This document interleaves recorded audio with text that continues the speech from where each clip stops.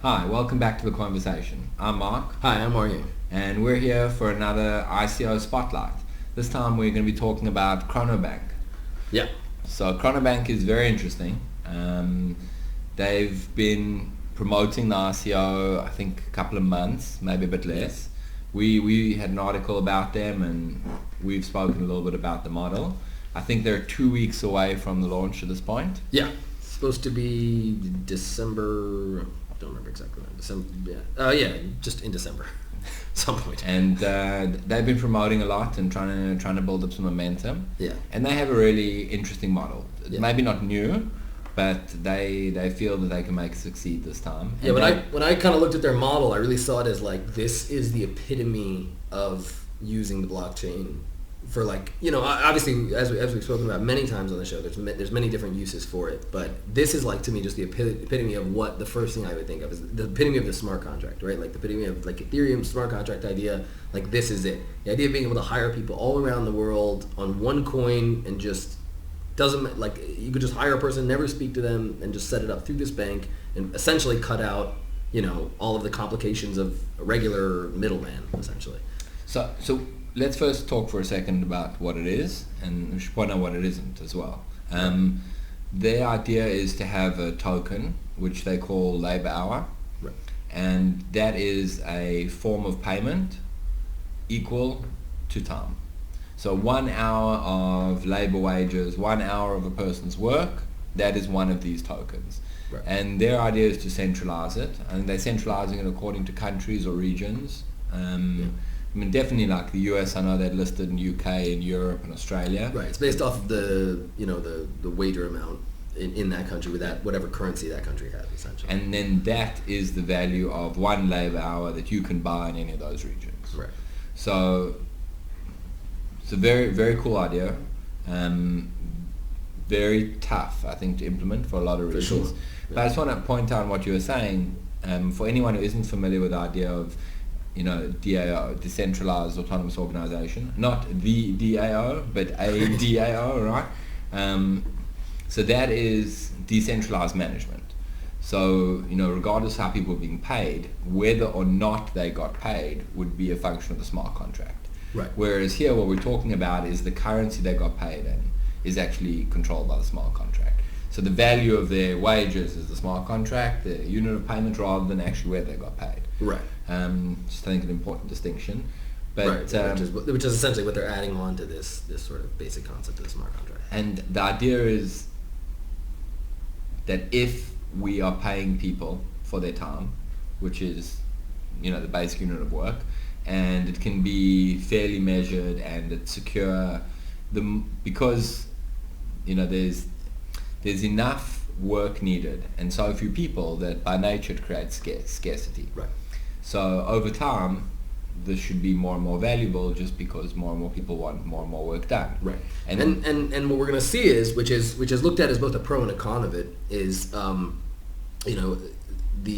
labor force that you wouldn't be able to use for a job, you can now use. Like for instance, if you live in one region of the world and you want to use the labor force of another region. Now the reason that a lot of people have spoken about this being a little bit of a downside is you'll take away from developed countries, the labor force of developed countries, because you'll be hiring developing countries because if you're going there according to their their normal wages as opposed to the developed country, you can get the same work done for much less essentially, right? Like the amount of work you're doing would cost. I mean, the amount of work you have to do would cost less to do. Sure.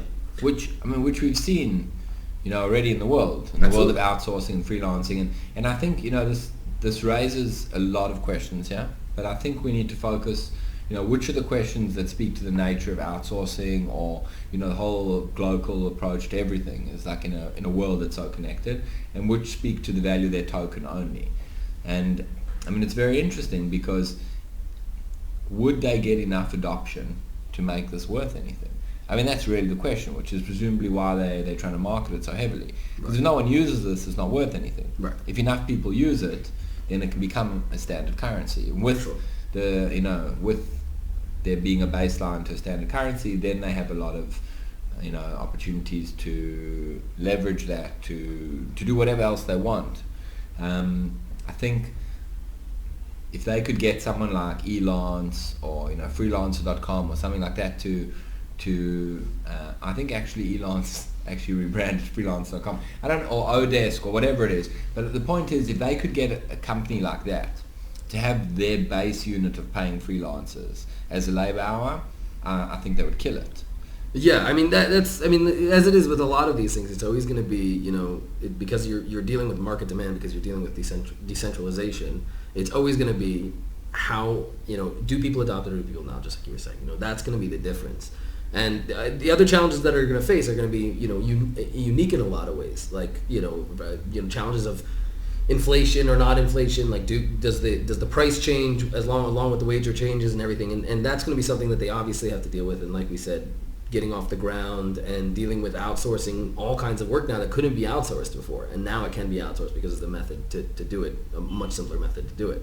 So it's going to be it's definitely going to face a lot of challenges, but I think that it's an awesome premise, one way or another, and it's definitely ambitious. And the problem of adoption, I don't agree completely. I see the problem of adoption here as a much higher barrier than a normal ICO, because I think the nature of the value of the token itself is linked to adoption, not just how high that value goes. I think with most ICOs that produce coins or tokens, what price they settle on is a function of adoption. I think this one is whether it has any price at all is a function of adoption. If they don't reach critical mass in terms of adoption, this is literally worthless. It's an absolute waste of time.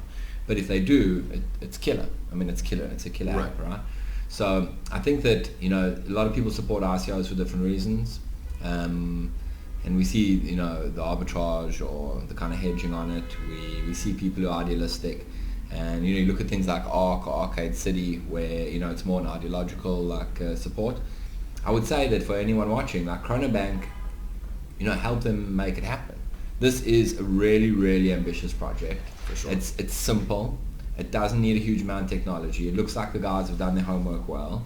And if anyone deserves a chance to try and make it work, I think it's them. And it would be really good for everyone if it did work. Absolutely. And definitely another step in the possibilities of blockchain, the possibilities of smart contracts, which is exactly what we constantly want, Yeah, and then so for anyone who's thinking about supporting the ICO, you can, on our site or down below the video, you can see the official website. You can join the ICO that way. Otherwise, you can contact us for details or comment below. You can buy in Bitcoins, obviously, but I think you can also buy in Wave and LSK. And the rate is 1 Bitcoin to 100 times of their labor hour. So I think that's the rate. I think there's no cap on coins to be created. I think it's incrementing on every purchase. Again, you can check that exactly on the site, but I think you can 1 Bitcoin to 100 tokens.